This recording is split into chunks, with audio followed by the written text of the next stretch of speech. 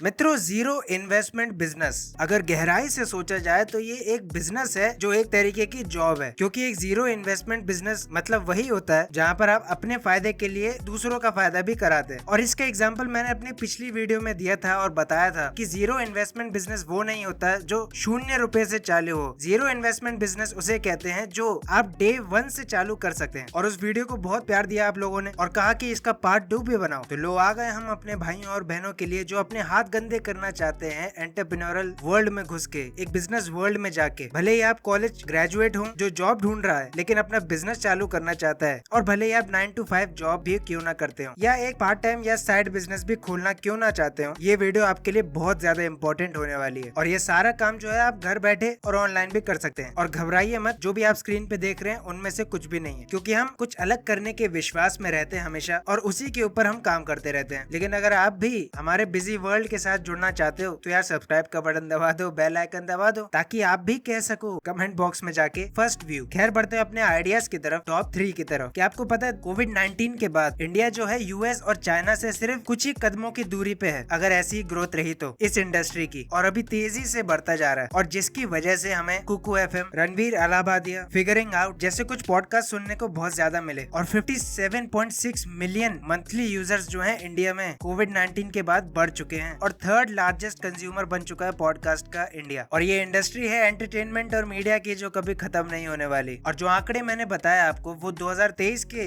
Estimation के हिसाब से 17.61 मिलियन का यूजर बेस हो जाएगा इंडिया। लेकिन आपके दिमाग में अब ये चीज आएगी कि यार इसको जीरो इन्वेस्टमेंट बिजनेस कैसा बोला जाएगा। मैंने आपको पहले ही 10 सेकंड में बता दिया था कि जीरो इन्वेस्टमेंट का मतलब ये नहीं कि आपको उसमें बहुत ज्यादा पैसा लगाने की जरूरत है, वो आप डे 1 से चालू कर सकते हैं, वही होता है जीरो इन्वेस्टमेंट। और लिवमिंट की रिपोर्ट के अनुसार जो ऑडियो प्लेटफॉर्म है स्पॉटिफाई जैसे, वो 100 मिलियन यूजर्स का डेटा टच कर देंगे पॉडकास्टिंग में इंडिया के अंदर। अब मैं आपको बताता हूँ कि बिजनेस आइडिया है क्या आखिर। देखिए, पॉडकास्टिंग करने के लिए एक रूल माना जाता है, या तो आप पॉडकास्टिंग कर रहे हैं अपनी स्किल्स और अपने एक्सपीरियंस के साथ किसी एक प्लेटफॉर्म पे जाके, यानी कि वो स्पॉटिफाई हो सकता है, कुकू एफएम हो सकता है। लेकिन अगर आप इंटरैक्टिव पॉडकास्टिंग करना चाहते हैं जो आजकल चैनल्स कर रहे हैं, तो उसके लिए आपको एक यूजर बेस की जरूरत पड़ती है। और अगर आपका नेटवर्किंग अच्छा है तो आप इसे जीरो सब्सक्राइबर बेस और फॉलोअरशिप से भी चालू कर सकते हैं। अगर मैं टॉपिक्स की बात करूं तो कौन से टॉपिक्स पॉडकास्टिंग में इस समय सबसे ज्यादा हाई पे चल रहे हैं, उसमें आता है सबसे पहला फाइनेंसिंग, दूसरा आता है डॉक्यूमेंट्री और तीसरे नंबर पर आता है सेल्फ हेल्प स्टोरीज अपने आइडियाज के साथ। और एक और चीज है जो अभी बहुत ज्यादा प्रचलन में आ चुकी है और धीरे धीरे नंबर 1 की तरफ बढ़ती जा रही है, उस टॉपिक का नाम है बैक स्टेज ऑफ इंडस्ट्री। अब ये क्या चीज है और इसके ऊपर पॉडकास्टिंग बिजनेस खोलना क्या सही रहेगा? बैक स्टेज ऑफ इंडस्ट्री वो टॉपिक है जहाँ पर आपको इंडस्ट्री के पीछे क्या चलता है वो पता चलता है पॉडकास्ट से। जैसे कि हम देखते हैं आजकल चल रहा है जो रणवीर अलाहाबादिया भी करते हैं और फिगरिंग आउट राज शमानी भी करते हैं, वो बैक स्टेज ऑफ इंडस्ट्री के बारे में बताते हैं। और ये एक ऐसा वास्ट टॉपिक है जहाँ पर आप हर इंडस्ट्री का बैक साइड भी दिखा सकते हैं, जो भी इंडस्ट्री आपके मतलब की हो। एक और टॉपिक के बारे में आपको बता देता हूँ, वो है क्लूलेस न्यूबी, जिनको कोई जानकारी नहीं होती, उनके लिए वो पॉडकास्ट होती है। वो कोई भी चीज हो सकती है, चाहे वो पैसे बचाना हो, पैसे इन्वेस्ट करना हो, गाड़ी कैसे चलानी हो, पहली बार कहाँ घूमने जाए। तो ये जो क्लूलेस न्यूबी वाला जो टॉपिक है वो भी बहुत तेजी से ग्रो हो रहा है। जिसको कुछ पता नहीं, आप उसको बताते हैं कि कैसे करना है पॉडकास्ट के जरिए। तो पॉडकास्ट एक जीरो इन्वेस्टमेंट प्लेटफॉर्म के रूप में जन्म लेता जा रहा है और ये कुकू एफएम बहुत जल्दी समझ गया और आज वो अच्छा ग्रो भी कर रहे हैं। और अगर आप चाहते हैं कि इंटरैक्टिव पॉडकास्ट हो जो आजकल कैमरे में लोग करते हैं, तो उसके लिए आपको एक यूजर बेस बनाना पड़ेगा। खैर उसके लिए मैंने पहले ही वीडियोस बना दिए हैं, आई बटन और डिस्क्रिप्शन बॉक्स में देखने को मिल जाएगी। बढ़ते हैं अपने नंबर 2 की तरफ। जैसे कि आप जानते हैं कि बहुत से ब्लॉगर्स और इंटरनेट मार्केटर्स जो हैं वो काफी बिजी रहते हैं। भैया उनको और भी तो काम होते हैं, तो उनको ब्लॉग पोस्ट लिखने में बड़ी परेशानी होती है। और अगर आप जानते होंगे तो आपको पता होगा कि यार राइटिंग जो है एक ऑनलाइन बिजनेस के ऊपर कितना ज्यादा इम्पैक्ट करता है। जो हमारे एक्सपीरियंस्ड वेब मास्टर्स होंगे ना, उसको पता होगा कि कंटेंट मार्केटिंग कितनी इंपॉर्टेंट होती है और कैसे कंपनीज इसके पीछे भागती हैं। हाल ही की कुछ वीडियोस में मैंने बात करी थी आपसे राइटिंग सर्विसेज की या एआई राइटर्स की, लेकिन आज मैं बात करूंगा घोस्ट राइटर्स की। और इस वीडियो के ठीक 5 सेकंड से जो चालू होने वाली लाइन थी वो यही थी कि बिजनेस एक तरीके की जॉब है और घोस्ट राइटिंग एक ऐसी जॉब है जो आप मार्केटर्स को देते हैं अपने क्वालिटी कंटेंट से। एक बात आपको बहुत अच्छे से दिमाग में बिठा देनी है कि यहाँ पर आर्टिकल लिखने के लिए आपको पैसे नहीं दिए जाते, यहाँ पर आपको फुल पेज लिखना पड़ता है ई बुक के, या पूरी बुक भी लिखनी पड़ जाती है। कभी कभी तो एसईओ करना पड़ता है पूरी साइट के ऊपर, या मार्केटिंग करनी पड़ती है पूरी साइट के ऊपर। तो घोस्ट राइटिंग एक बहुत बड़ा एग्जाम्पल है कि कंटेंट मार्केटिंग में क्या क्या कर सकते हैं आप सिवाय ब्लॉगिंग या आर्टिकल राइटिंग के। एक बात है,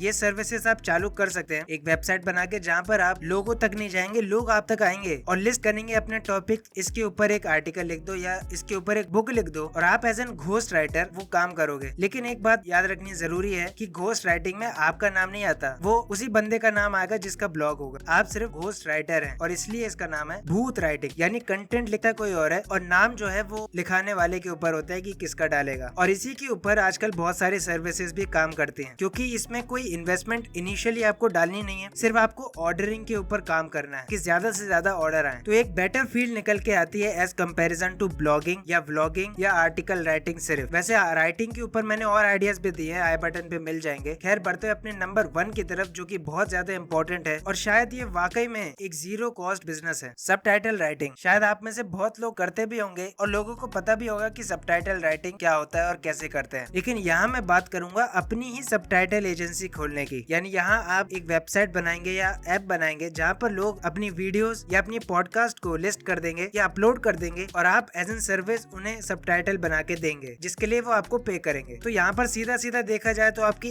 एकमात्र इन्वेस्टमेंट लगती है, वो है टाइम। और अगर दूसरी तरफ से देखा जाए तो आपको यहाँ पर सॉफ्टवेयर की भी जरूरत पड़ सकती है। लेकिन अगर आप लिखना पसंद करते हैं, सबटाइटल राइटिंग एक बहुत बढ़िया करियर है जहाँ पर आपको मिनट्स के हिसाब से पैसे दिए जाते हैं। और मेरा हेड्स ऑफ है अगर आपने चालू कर दिया ये काम, क्योंकि ये इसकी डिमांड बहुत तेजी से बढ़ने वाली है और 5G बहुत जल्द आने वाला है। तो सबटाइटलिंग एजेंसी जो है उसका भी काम आगे बढ़ने ही वाला है। बहुत से लोग इसे फ्रीलांसिंग के तौर पे भी लेते हैं, वो भी एक सही चीज है। लेकिन अगर आप अपना बिजनेस और बढ़ाना चाहते हैं तो आप अपनी सर्विस या एजेंसी भी खोल सकते हैं। तो ये थे कुछ जीरो कॉस्ट आइडिया, जिसके अलावा मैंने 3 और बिजनेस आइडियाज दिए हैं जीरो कॉस्ट के, वो लेफ्ट साइड वाली वीडियो में देखने को मिल जाएंगे। बाकी 3000 के अंदर भी एक तरीके से जीरो ही हो गए, लेकिन वो स्केलेबल बिजनेस भी होंगे, वो राइट साइड में देखने को मिल जाएंगे। मैं मिलता हूँ आपको अगली वीडियो में, तब तक के लिए बी बिजी।